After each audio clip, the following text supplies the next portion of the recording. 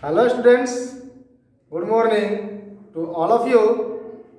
Dear students, once again I came in front of you for teach the question tag. Dear students, we have completed previous videos something about question tag. Now I am going to start the question tag second class. अर्थात हम लोग पिछले video में question tag के बारे में कुछ पढ़े थे। मानिए वो क्वेश्चन टैग का फर्स्ट क्लास था, अब हम लोग क्वेश्चन टैग का सेकेंड क्लास पढ़ने जा रहे हैं। इसलिए डियर स्टूडेंट्स, अब आप लोग एक बार फिर से पढ़ने के लिए तैयार हो जाइए। डियर स्टूडेंट्स, हम कुछ बातें कल का आपको बता देते हैं। जैसे हमने बोला था कि हम जब भी हम क्वेश्चन टैग बनाएंगे तो इसमें सबसे पहला मेरा प्रायोरिटी ये होता है कि यदि पहले देखेंगे कि वाक्य क्या दिया गया है, वाक्य सकारात्मक है कि वाक्य नकारात्मक है। अगर वाक्य सकारात्मक है, जैसे ही इज रीडिंग, तो ये वाक्य सकारात्मक है, इसलिए से क्वेश्चन टैग होगा इजंट ही और लास्ट में क्वेश्चन मार्क। परंतु यही दिया गया वाक्य यदि नेगेटिव है, जैसे ही इज नॉट रीडिंग, तो इसका क्वेश्चन टैग होगा इज ही। बस इज ही और इजंट ही, ये मेन बात हमको ध्यान देना होगा। अब हम आगे बढ़ने जा रहे हैं कि कैसे क्वेश्चन टैग बनाया जाता है।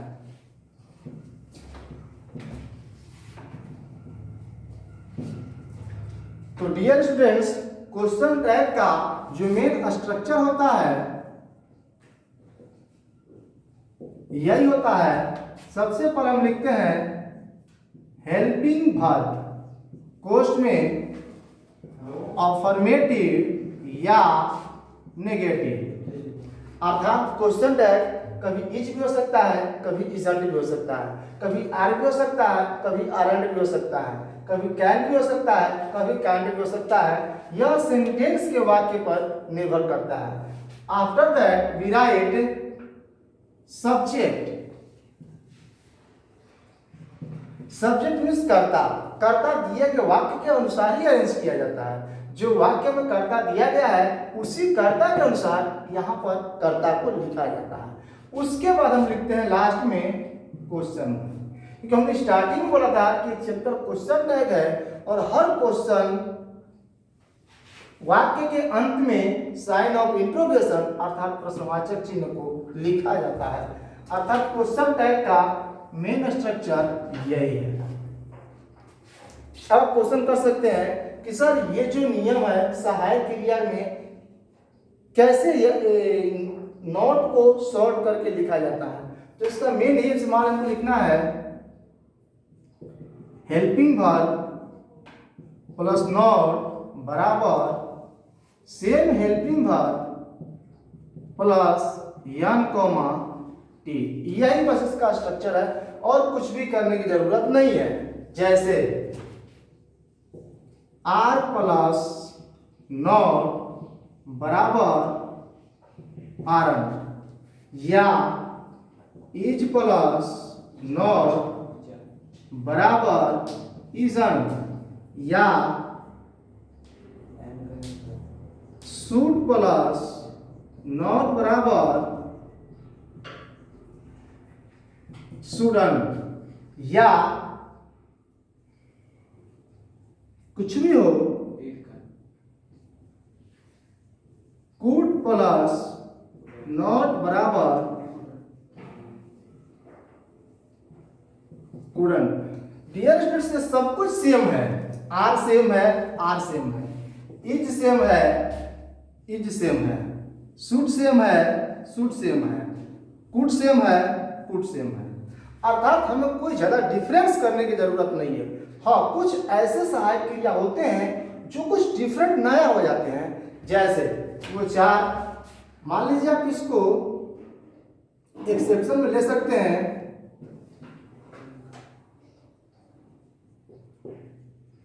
जैसे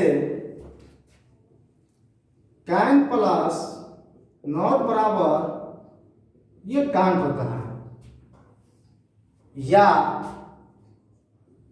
विल प्लस नॉट बराबर वोंट होता है।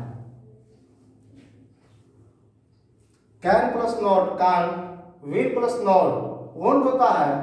उसके बाद शैल प्लस नॉट बराबर सान, और एक होता है आई के साथ यदि नॉट लगाना हो तो इसका हो जाता है आरन। ये जो है एक्सेप्शन है, इन सहायक क्रिया को आपको याद करना पड़ेगा। अर्थात इसमें सेम कैन, लेकिन इसका एक दो यन में एक यन गायब हो चुका है। कैन का कान, विल प्लस नॉट का वोन, सेल प्लस नॉट का सान, और आई प्लस आई के केस में कुछ अलग हो जाता है, इसको आपको हम बता देंगे। तो डियर स्टूडेंट्स, अब हम आपसे उम्मीद रखते हैं कि किसी भी सहायक क्रिया में नॉट जोड़ना होगा तो अब आप जोड़ सकते हैं, आपको थोड़ा सा भी प्रॉब्लम नहीं होगा। कुछ एग्जांपल से हम बता देते हैं, जैसे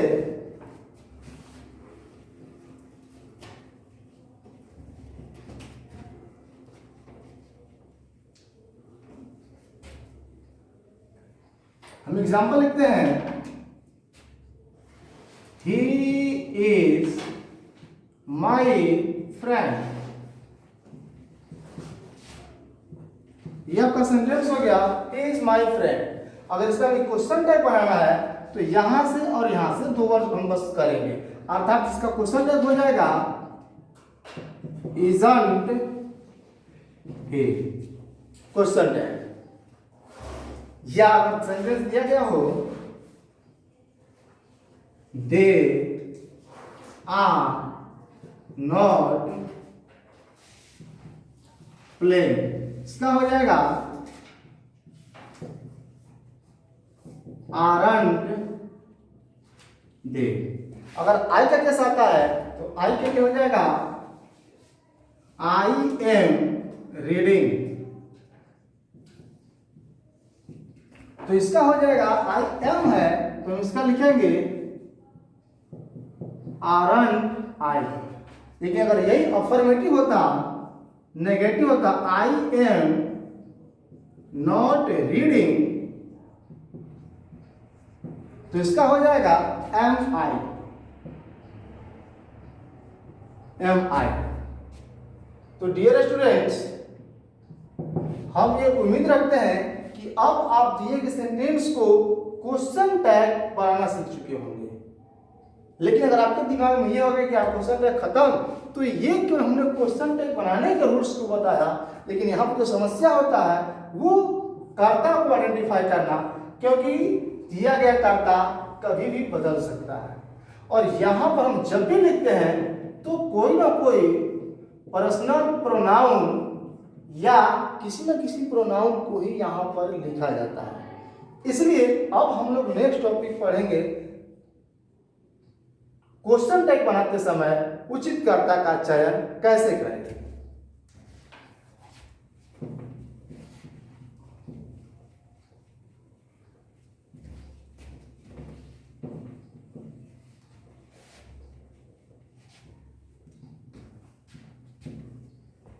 तो अगला हम हेडिंग देते हैं,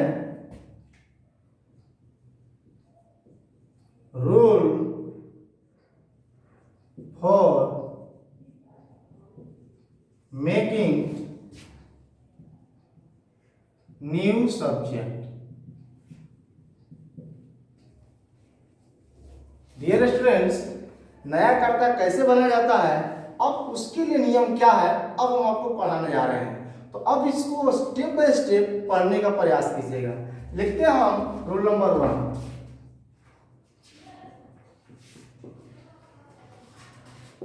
रूल नंबर 1, रूल नंबर 1 आपसे क्या बोलता है, तो रूल नंबर 1 ये बोलता है, if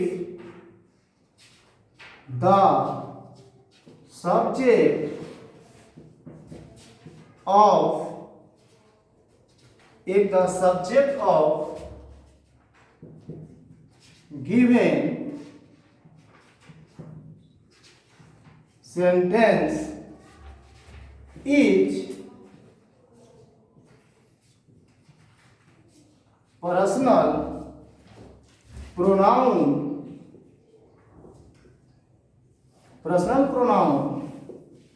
then we write same subject,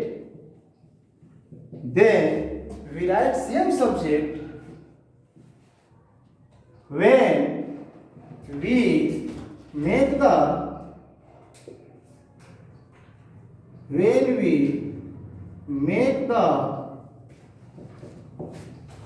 question tag. Dear students, हमने आपके सामने क्वेश्चन टैग के सब्जेक्ट को बनाने के पहले रूल्स का हमने डिस्कस किया। अर्थात यदि दिए गए वाक्य का कर्ता, यदि गिवन सेंटेंस दिए गए वाक्य का कर्ता कोई पर्सनल प्रोनाउन हो। पर्सनल प्रोनाउन का मतलब होता है I, we, you, they, he, she, it. कोई अगर पर्सनल प्रोनाउन दिया गया हो तो अगर इसका हम क्वेश्चन टैग बनाते हैं तो उस पर्सनल प्रोनाउन को सेम जस का तस लिख दिया जाता है, उसमें कोई भी परिवर्तन करने की आवश्यकता नहीं है। जैसे एग्जांपल देखिएगा, एग्जांपल लिखते हैं, एग्जांपल में आपका हो जाएगा ही रीड्स। यहां पर जो ही है ये पर्सनल प्रोनाउन है, इसका आंसर हो जाएगा रीड्स में। ये जो रीड्स है वो प्रेजेंट इंडेफिनिट का सेंटेंस है और प्रेजेंट इंडेफिनिट में यस या यस लगा रहता है, इसलिए हम इसको डू या डज से क्लियर करेंगे। यह क्रिया का पहला फिफ्थ फॉर्म है, इसमें यस या यस लगा हुआ है, इसलिए क्वेश्चन टैग हो जाएगा डजंट ही। या नेक्स्ट एग्जांपल लिखते हैं,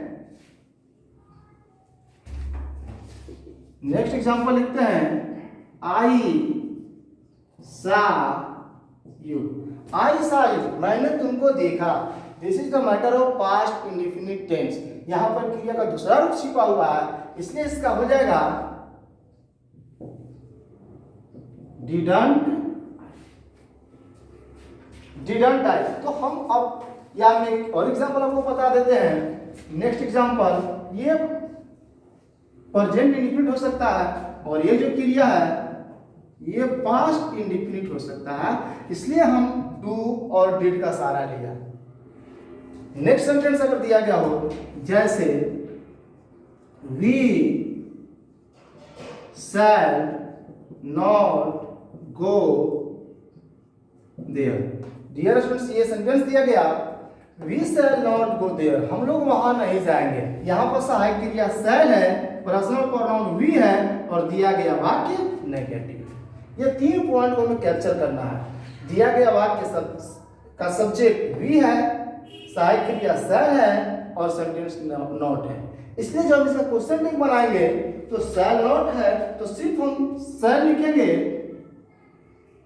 और कर्ता लिख देंगे वी और लास्ट में क्वेश्चन टैग। इस तरह से हम लोग दिए गए वाक्य का क्वेश्चन टैग आसानी से बना सकते हैं। तो इस तरह से हमने आपको रूल नंबर 1 फिनिश किया कि अगर दिया गया वाक्य का कर्ता कोई प्रोनाउन हो तो उसका हम क्वेश्चन टैग कैसे बनाते हैं। अब हम स्टार्ट करते हैं रूल नंबर 2।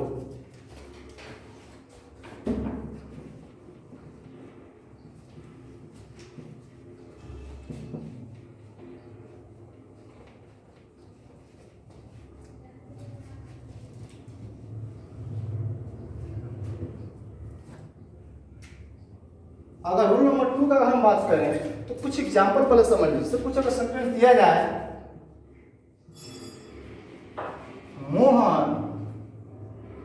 हेल्प्ड मी, ये सेंटेंस कहिएगा कि सर फर्स्ट सेकंड में रूल्स में अंतर क्या है। तो इसमें अंतर ये है कि पहले मोहन नहीं ही लिखा गया था। पहले जो आपका कर्ता था मोहन नहीं ही था, सीता नहीं सी था। लेकिन अब जो करता है वो मोहन है, मोहन एक नाउन को शो करता है। एक संज्ञा को दिखाता है। तो अगर हमारा दिया गया कर्ता कोई संज्ञा रहेगा तो उसका हम क्वेश्चन टैग कैसे बनाते हैं। तो ऐसे स्थिति में हम स्थिति के अनुसार कभी ही लिखते हैं, कभी सी लिखते हैं, कभी इट लिखते हैं और कभी दे को भी लिखा जाता है। आप कहेंगे कि सर हम ही कब लिखेंगे, सी कब लिखेंगे, इट कब लिखेंगे और दे कब लिखेंगे। तो dear students, is depend upon the condition of given subject. अगर दिया गया कर्ता पुल्लिंग हो तो ही लिखेंगे, दिया गया कर्ता स्त्रीलिंग हो तो सी लिखेंगे, दिया गया कर्ता निर्जीव हो तो इट लिखेंगे और दिया गया कर्ता बहुवचन की संज्ञा हो तो हम दे लिखेंगे। अतः इस रूल को आप समझ चुके होंगे। शॉर्ट में अगर समझाने का प्रयास करें तो इस रूल को आप लिख सकते हैं, नाउन प्लस रेस्ट सेंटेंस। हम इसको शॉर्ट में समझाने का प्रयास कर रहे हैं। अगर दिए गए वाक्य में सब्जेक्ट नाउन हो, यहां पर ध्यान रख दीजिएगा, सब्जेक्ट नाउन हो और उसके बाद शेष वाक्य हो तो हम क्वेश्चन टैग कैसे बनाएंगे। तो हमने यही बताया, ऐसे लिख लीजिएगा, अगर हमारा दिया गया कर्ता नाउन हो तो इसको हम 4 पार्ट में नया कर्ता लिखेंगे। जैसे अगर हमारा नाउन मोहन हो, जैसे ये बहुवचन का नाम है इसलिए हम इसके लिए प्रोनाउन ही लिखेंगे। अगर दिया गया कर्ता सीता हो तो इसके लिए हम प्रोनाउन यस या शी लिखेंगे। अगर दिए गए कर्ता कोई निर्जीव हो जैसे चेयर तो इसके लिए हम प्रोनाउन इट का प्रयोग करेंगे। और यदि दिया गया कर्ता बहुवचन हो जैसे स्टूडेंट्स,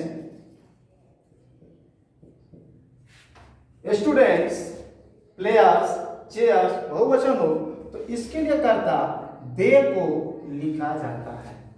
तो हम समझ चुके हैं कि आपको लैंग्वेज से लिखवाने की आवश्यकता नहीं है। आप सेकेंड रूल नंबर 2 को समझ चुके होंगे क्योंकि इसमें टाइम का इंपॉर्टेंस होता है और वो सेकेंड रूल नंबर 2 यही कह रहा है, रूल 2 आपसे यही कह रहा है कि यदि दिए गए वाक्य का कर्ता संज्ञा हो तो ऐसे वाक्य का क्वेश्चन टैग बनाते समय कैसे कर्ता को लिखा जाएगा, रूल नंबर 1 की सहायता लेते हुए। तो हमने यही बताया कि दिया गया वाक्य का संज्ञा कोई पुल्लिंग का नाम हो तो ही लिखेंगे, लड़की स्त्रीलिंग का नाम हो तो सी लिखेंगे, निर्जीव का नाम हो तो इट लिखेंगे और यदि स्टूडेंट्स या बहुवचन हो तो इसके लिए दे का प्रयोग किया जाता है। अब हम एग्जाम्पल का सहारा लेते हैं।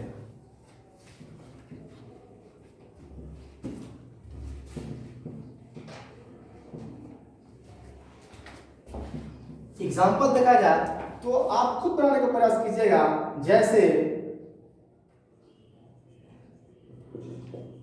Sunita told me this question. Sunita told me this question. अब आपसे क्वेश्चन टैग बनाना है तब बनाइएगा डिडंट सी, बस दैट्स लास्ट। अब क्या सर आप डिडंट कहां से आ गया, तो टोल्ड है ये V2 को दिखाता है पास्ट इंडेफिनिट टेंस इसलिए डिडंट का प्रयोग किया गया।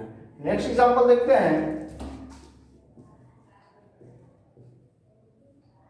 दिस पेन इज वेरी, ये सेंटेंस हुआ this pen is very costly. इसका जो कर्ता है वो निर्जीव है इसलिए यहां पर हो जाएगा isn't it। या अगर हम नेक्स्ट कर्ता लेते हैं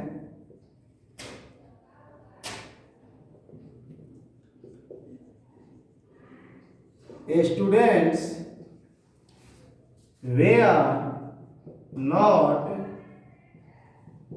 स्टूडेंट्स वेयर नॉट टीचिंग, ये नेक्स्ट सेंटेंस है।